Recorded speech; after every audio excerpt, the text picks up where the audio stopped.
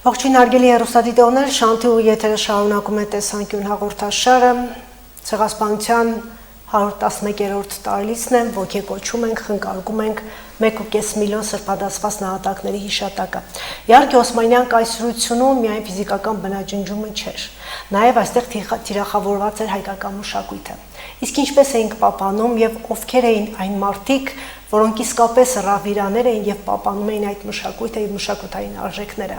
Խոսքը հանճարեղ երկհան կոմպոզիտոր Կոմիտասի մասին է։ Եվ այսպես, տեսանկյան հյուրն է արվեստագիտության թեկնածու, դոցենտ, Կոմիտասի անվան պետական կոնսերվատորիայի Գյումրիի մասնաճյուղի տնօրեն Հասմիկ Հարությունյանը։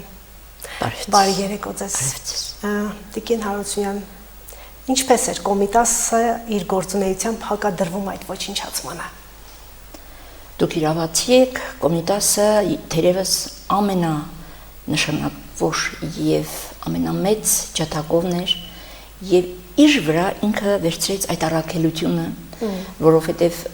այնպես չէ, որ 1915-ին եղավ ցեղասպանություն։ Հայատյացությունը կար արդեն 80-ականներից 1800։ Եվ Կոմիտասը տանջվում էր հենց միայն այն մտքից, որ շրջակա միջավայրում խոսվում էր այն մասին, որ հայերը չունեն ինքնուրույն երաժշտություն։ Այստեղ նույնիսկ ոչնչացման մասին չէր խոսքը, շատ ավելի վատ որակում էր։ Սա ասում էին, որ դա թուրքա, պարսկա, արաբական խառնուրդ է եւ հայը չի կարող երգել։ Պարզ է, խոսքը քաղաքային մշակույթում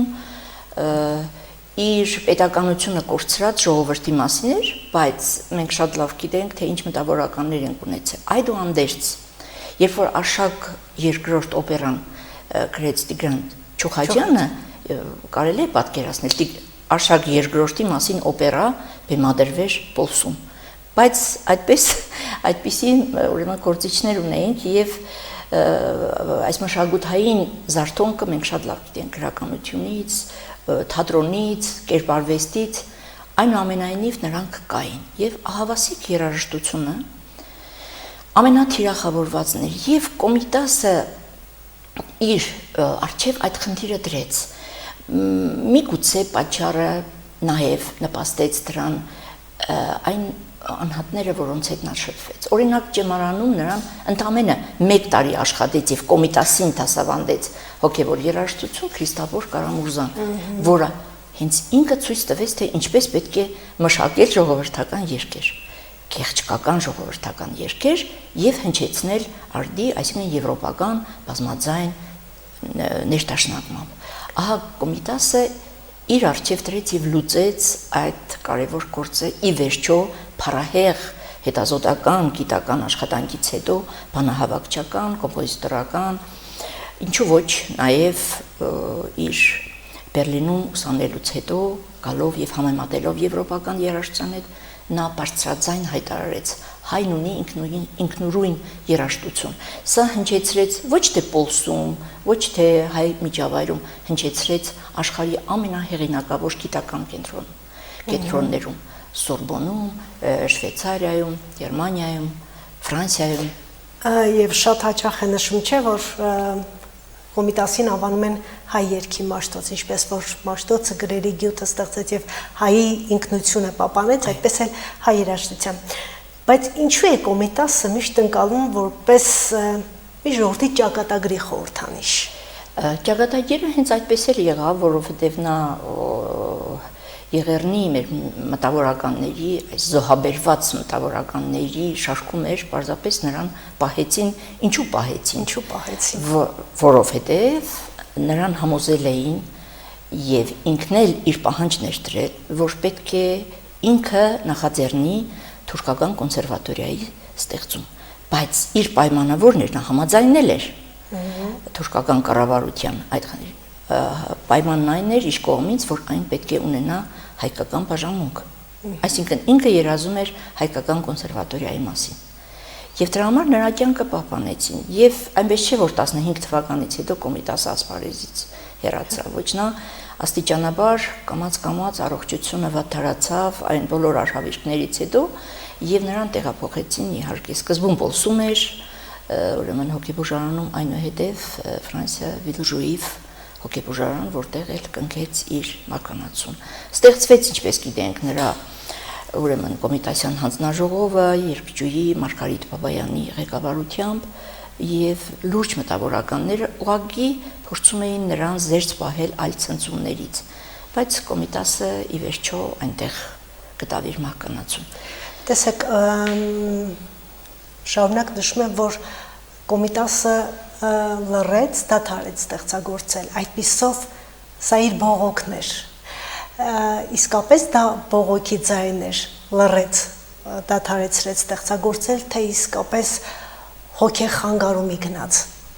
Այս մասին շատ է խոսվում երևի ասպարեզում եւ մամուլում եւ հրապարակումներում աշխատություններ գրվեցին, շատ այս թեման արձարծվեց։ Այս մասին նաև խոսվում է բարբերաբար գիտաժողովների, սեմինարների ընթացքում հենց Կոմիտաս թանգարան ինստիտուտի պատերի ներքո եւ կարող ենք ասել հետեւյալը, որ մի քանի տարբերակ կա, մի քանի ուրեմն մոտեցում կա, ամենավստահելին, ոչ թե վստահելին, այլ պաշտոնականը հենց Վիլժուիֆի արխիվի բացումից հետո նրա ախտորոշումներ հիվանդության որպես շիզոֆրենիա։ Բայց նկարագրությունները պահված կան, այնտեղ օրագրեր էին պահվում, այդ նկարագրություններից այլ հոգեվերլուծաբաններ, գիտնականներ, հոգեթերապևտներ նկարագրությունների հիման վրա փորձում են հասկանալ, որ այնտեղ շիզոֆրենիա չի եղել, այս մարդը չի տառապել ցնցումներով եւ այլն։ Այո, հետ տրավմատիկ այսպիսի ախտորոշիչ կա, երբ որ ուղղակի դեպրեսիոն, անկճախտային վիճակ է եւ նա այս իրադրությանը լռությամբ է մոտենում, ես խռովել է, աշխարհից խռովել է, դա այո, ավելի շատ դա է, բողոքի ձայներ։ Այո, սա դա իրոք մասնագիտորեն հոգեբանական այսպիսի պահվածք կա, այսպիսի հիվանդություն կա, եւ այդ տրավման, այսինքն վերքը ինչպիսին է հոգու վրա, ըստ այդմ արձագանքում է ուրեմն անհատը, բայց Կոմիտասը մահացել է բոլորովին ուրիշ բանից, արյան վարակումից, վատ ուրեմն այդ կենցաղային պայմաններից, այնպես որ այդ լռությունից չէ որ նա մահացել։ Ուղղակի արյան վարակումից եւ դա նույնպես փաստված է այնտեղ։ Ինչ որ շատ բարդ եւ շատ վատ կոշիկներ է ունեցել, վերք է բացվել, այդ վերքը արյան վարակում է տվել եւ վարակումից մահացել։ Միշտ Կոմիտասի երաժշտությունը մինչև հիմա էլ համարվում է ամենախորհրդանշականը եւ միշտ հնչում է ցեղասպանության օրերին, բայց միթե Կոմիտասը միայն տխուր երաժշտություն, տխուր երգեր։ Ես շատ ուրախ եմ ձեր հարցի համար եւ մտածում էի հանկարծ այս ընթացքում չմոռանամ այս։ Տեսեք, հետաքրքիր բան է ստացվում։ Անշուշտ ցեղասպանությունը դա մեզ համար ամենամեծ ողբերգությունն է մեր ազգի։ Եվ խորհրդային տարիներին այնպես ստացվեց, որ մեր արվեստի մյուս ոլորտների գործիչները սևեռվեցին Կոմիտասի վրա։ Ասենք Պարուշ Սևահագյան, Լարելի Զանգակատունը։ Դրանից ստեղծվեցին շատ կտավներ, կերպարվեստի, գեղանկարիչների, այնուհետև մեր ուրեմն գրողների այլ աշխատություններ, հրապարակախոս, բայց երաժիշտների մոտ դա այդպես չէ։ Տեսեք, 1921-ին բացվեց Երևանի Պետական կոնսերվատորիան եւ կոմպոզիցիայի առաջին մասնագետը, առաջին ղեկավարը, որը դասավանդել է կոմպոզիտորական արվեստ որպես մասնագիտություն, եղել է Աշոտ Շերամի որդին Վարդգես Տալյանը, եւ նա աշակերտներին հանձնարարել է Կոմիտասի ժողովրդական երկերի ներդաշնակումը ուսումնասիրել որպես կոմպոզիտորական արվեստի առաջին քայլերը կատարելու։ Այսինքն ինքը ուսուցիչ է, ինքը ուղենիշ ցույց տվող է, հայ կոմպոզիտորական երաժշտության հիմքն է եւ պատահական չէ որ եւ Ալեքսանդր Սպենդիարյանը, որը հիմնադիրն է, գիտեք նույնիսկ օպերայի եւ բալետի ակադեմիական Ալեքսանդր Սպենդիարյանի առաջին սիմֆոնիկ նվագախումբ ստեղծող եւ Արամ Խաչատրյանը, որ թվում էր որ հերոյ է, արդեն Մոսկվա էր գնաց է սովորել, բայց ինքը արդեն ուսումնասիրում էր Կոմիտաս եւ Կոմիտասյան մինչեւ այսօր նույնպես կոմպոզիտորները մինչեւ Կոմիտասյան բազմաձայնությունը չուսումնասիրեն, նրանք չեն համարի, որ գիտեն հայ ազգային երաժշտության հիմքերը։ Այս առումով երաժիշտներս երևի թե ուղղակի փորձեցին ներդաշնակ գտնվել եւ օրինակ Գարունան որը ամենևին սկո երգ չէ, դա քնարական երգ է, Կարունացածուն արել, իմ յարը ինձնից էս արել,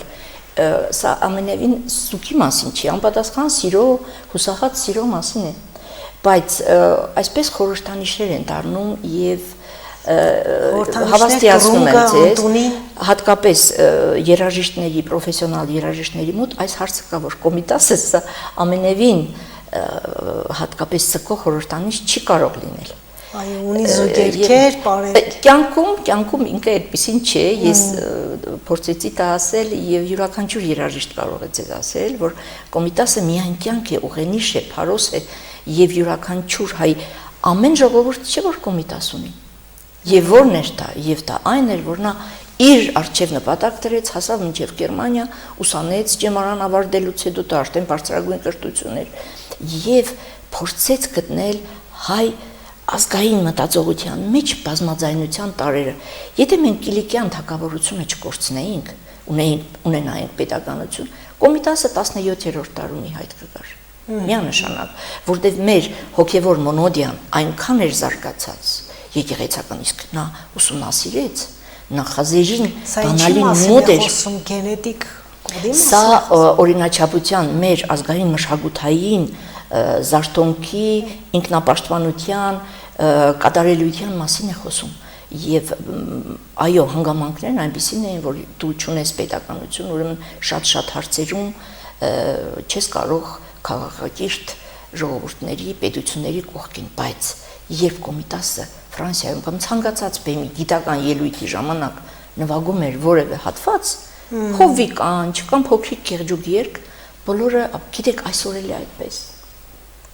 Ես 2 օր առաջ Թբիլիսիում էի եւ Սերգեյ Խաչատրյանը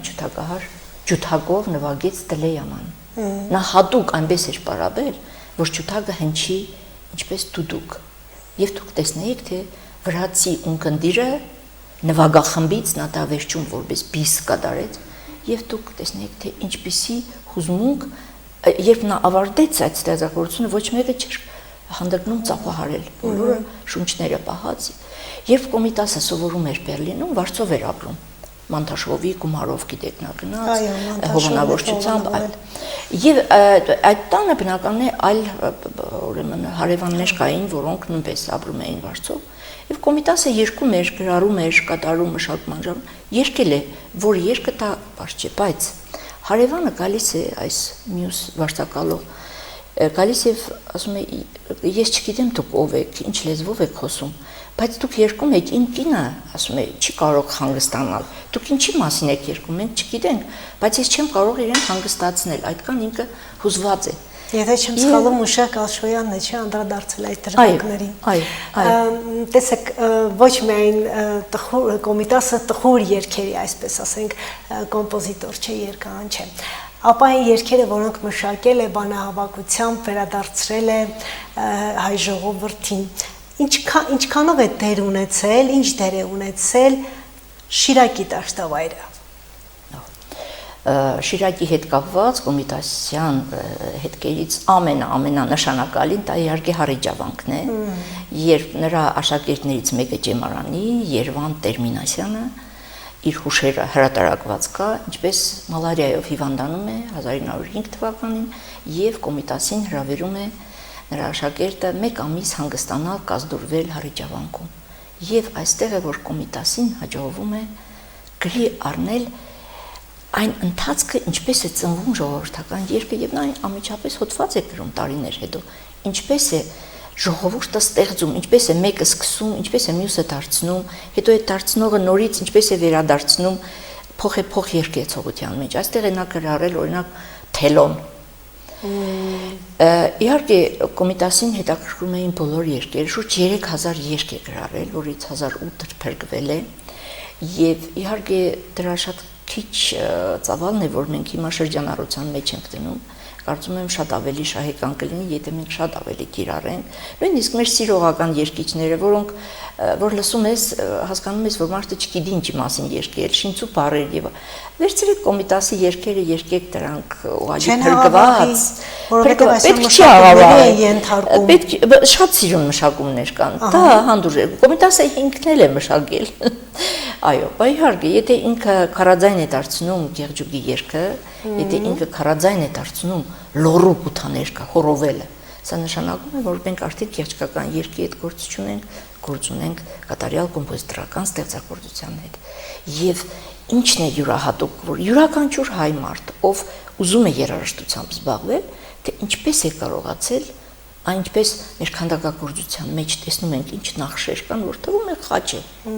խաչքար է, բայց կողքից այնպիսի դրվագներ կան, որոնք իդեպ չեն կրկնվում, այդ մոտիվը չի կրկնվում, այդպես Կոմիտասը բազմաձայնեց եւ նա խիստ քննադատեց այն մարդկանց, որոնք պարզապես բազմաձայնություն այն ինչ որ եվրոպական օրինաչափություններով լսում էին, բերում եւ հարմարեցնում էին երկին, խիստ քննադատում էր եւ պատարագի բազմաձայնությունը եւ փորձերը։ Այդ դրա համար ինքը գնաց Գերմանիա, իդեպ նա գնաց Մակար Եկմալյանի նրա ուսուցիչի խորհրդով, որովհետեւ ունեինք ընդամենը Թիֆլիսում մի հատ փոքրիկ երաժշտական ուսումնարան, որը չէր կարող տալ այն հիմնարար գիտելիքները, որը պետք էր Կոմիտասին, եւ նա գնաց սովորելու Յոհան Սեբաստիան Բախից։ Պարզ է։ Ինչը ոչնչացվեց ու ինչը փրկվեց, որ նշեցիք 3000-ից ավելի, մոտ 1800-ն է փրկվել, եւ ովքեր էին այն մարդիկ նվիրյալները, որոնք փրկեցին Կոմիտասյան երաժշտությունը։ Իհարկե շատ հետաքրքիր է նրա արխիվի պատմությունը, Ազատ Թորոսյան անունով այսպիսի կար գործիչ, որին հանձնարարվեց անմիջապես հիվանդանոց տեղափոխվելուց հետո նրա արխիվը պահպանել, բայց որքանով այն լիարժեք պահպանվեց եւ արդյոք միայն խոսում էր, որ նա ուներ կարևոր գրառումներ,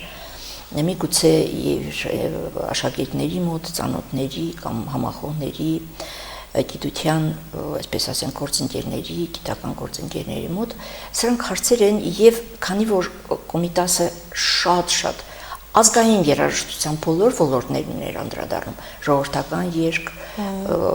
ինչ որ ձևով նաեւ ուսանական, աշխուղական երգ, անտարբեր չի եղել, թեև ասում են մերժել է, դա այդպես չէ, եւ իհարկե հոգեվոր մոնոդիա եւ իհարկե խազագրություն։ Նամակը հայտնի Մաթեոս Իզմիրլյանին այն մասին, որ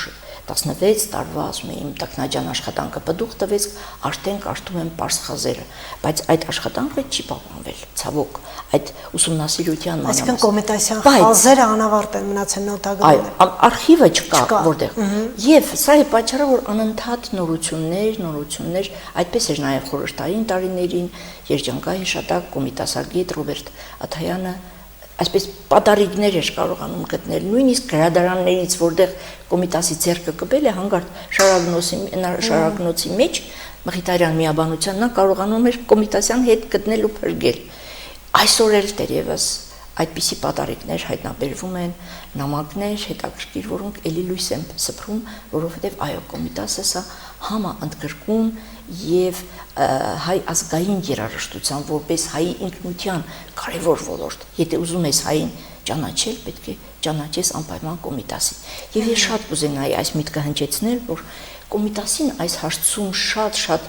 օգնել է նրա մոտ ծանոթությունը Խաչատուր Աբովյանի աշխատություններին։ Խաչատուր Աբովյանը կարծես ուղենշել է, կարծես եղել է նրա նախակարապետը, թե ինչով պետք է զբաղվել, եւ ժողովրդական երգով, որը գյուղերի, այդ խրճիթների, փոքրիկ ժողովրդական ծեսերի մեջ կա, եւ հոգեվոր ծիսամատյանների մեջ, եւ իհարկե ինչու ոչ աշխուղական երգերում, որտեղ ուսաններից եկող շատ հետաքրքիր ուրեմն արձագանքներ կան։ Կուսանական արվեստը այլ է, աշխուղականը այլ։ Ժամանակային առումով, ոճական առումով, իր մշակութային կոնտեքստով։ Եվ ամենակարևորը, Խաչատուր Աբովյանը 14 տաղերի հեղինակ է։ Ինքը լինելով հոգևորական, ինչպես մեր միջնադարյան Հովհաննես, Կոնստանտին Երզնգացիները հորինել է տաղեր եւ գրում է, որ տաղի եղանակով պետք է երգեք։ Այս առումով շատ կարևոր է եւ հենց Աղավնի Մեսրոպյանը նրա աշակերտը Կոմիտասի ասում էր, որ միշտ նրա սեղանի վերևում, գլխավերևում միշտ կար Խաչատուր Աբովյանի լուսանկարը։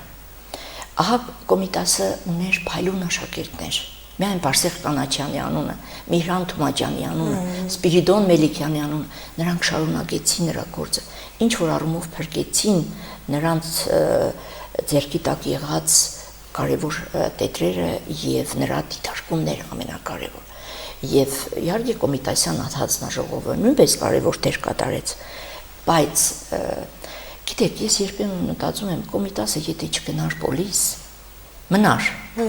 Ինչ եք կարծում, 37 թվին կդիմանար, թե որպես հոգևորական նրան էլ կակսորեին։ Հաճախ մտածում եմ, թե ախր ինչու մնաց Կոմիտաս, սա առանձին թեմա է։ Ինչու պետք է ինքը պոլսում, ինչու Էջմիածնից հեռացավ, սա շատ բարդ թեմա է, շատ բարդ։ Եվ այդուհանդերձ բայց որևէ ուսումնասիրություն տարվում է, ինչու հեռացավ։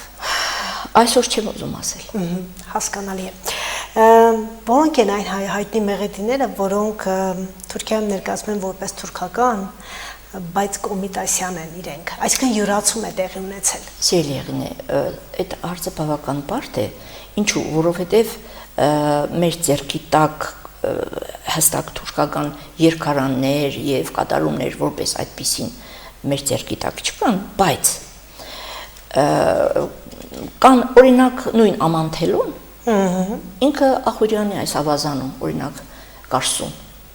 Ես ինքս հավաքել եմ Կարսեցի թուրք Ղարաբաղ թուրքերից եւ իրենք էլ երկում են իրենց թուրքերեն լեզվով կամ հայտնի Սարի Գյալինը, որ մենք ասում ենք Սարի աղջիկ, մինչդեռ դա Սարի աղջիկ չէ թուրքերենով, Սարի նշանակում է շեք հարս։ Ընդհանուր է, իրենք իրենց սյուժեն, այսինքն եթե դու ապրում ես ընդհանուր մեկ, ինչքան այստեղ ունեցել ենք թուրքական ուրեմն գյուղեր, որոնք շփման մեջ են եղել ուրեմն հայերի հետ, փոքրատիվ հետո հեռացան, խորհրդային տարիներից հետո հեռացան, գնացին եւ այնտեղ ուրեմն բնակվեցին։ Նրանք շփման մեջ են եղել։ Կոմիտասը ինքը հավաքել է շատ հետաքրքիր թուրքերեն երգեր, բայց մասնագետները համոզված են, որ դա թրքախոս հայերից գրառված երգեր են։ Նաեւ քրդերեն երգեր է հավաքել, որովհետեւ ինքը Կոմիտասը մինչեւ 10 տարեկան հայերեն չի իմացել։ Ես ուրիշ հարցի վրա եի ուզում։ Ուրեմն 24 թվականին հիմա համացանցում կա, դուք կարող եք նայել, դա տեղադրված է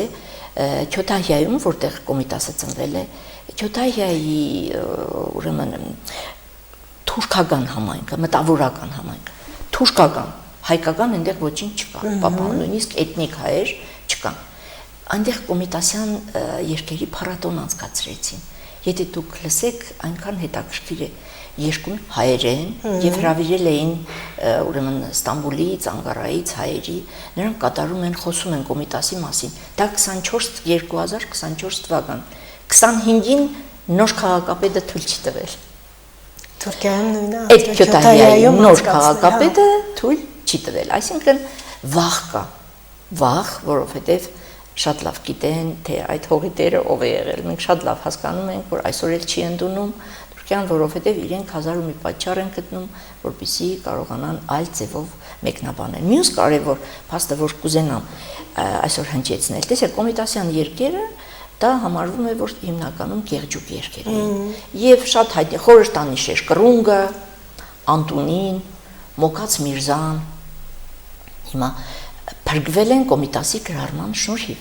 Այո, նա ժողովրդական երգիչներից է հավաքել, բայց այդ երգերը գեղեցկական երգեր չեն։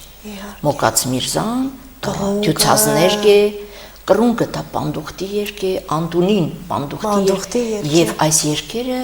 կուսանական երգեր են, կուսանների երգած։ Ես մի համեմատություն անեմ, այդքան վերջերս ռադիոյով դեռ ուշադիր երբ լավ լսում էի, մի հարցազրույց էր, եւ անցորդներին հարցնում են, ձեր սիրած երգը որն է, եւ մեկը, ես չեմ պատկերը չկա, ասում է Սիրուշոյի Շորորան։ Շորորա։ Այսինքն ինքը մտածում է, որ հիմա մեր երիտասարդները որ շատ լսում են, որ երգիչը որ երգում է, մտածում են այդ երգը ինքն է հորինել։ Հիմա այդպես էլ ուսանական երգը մտել է, պատկերացրեք։ Անտունին Կռունգը սա 10-11-րդ դարի պանդխտության արդեն Սելջուկյան արշավանքից հետո առաջին գաղթական միակաղթի մեծ խոսքերի ժամանակ ստեղծված 1000 տարեկան երգ է, բայց պահպանվել է գեղեցկական հուշերում, եւ սա ամենևին էլ գեղեցկական երգ չէ։ Այսինքն Կոմիտասը մեկ կարողանում է յուրաքանչյուր երգի մեջ գտնել իր արմատները եւ ի վերջո ուսումնասիրում էր հոգեվոր երաժշտություն։ Այդ ժամանակը մեզներ էր կարող էինք այնպիսի երկեր համադրել, որ մեր ունկնդիրը նույնպես պարզ հասկանար, թե օրինակ երրորդ ցան եղանակը հոգեվոր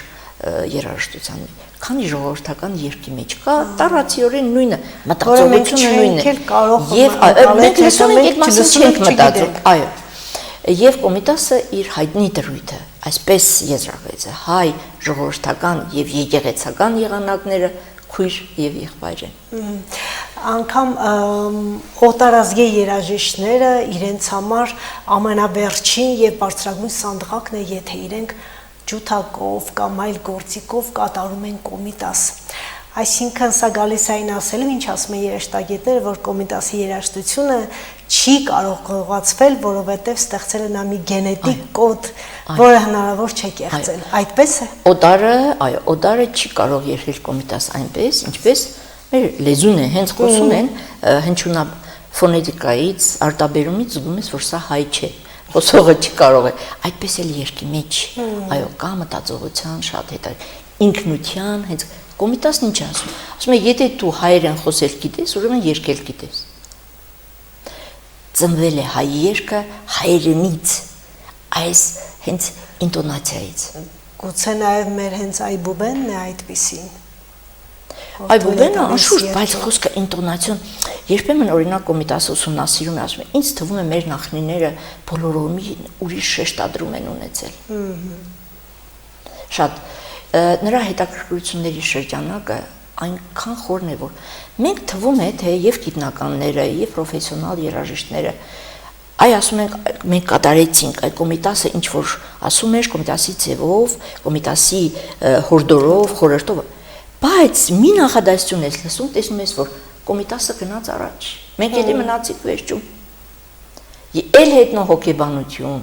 էլ ազգային ֆոնետիկա էլ ելևեջ բարբարների մասին լոռու գութաներկ Վարդաբլուր գյուղի ոճով ուրեմն Վարդաբլուրում երգում են այդ բարբարով խոսքը ոչ թե լեզվական այլ նաև հնչյունային բարբարի մասին է եւ այստեղ նորից Կոմիտասը գնում է առաջ պիտի հասնենք նրա հետևից շնորհակալ եմ հետաքրքիր զրույցի համար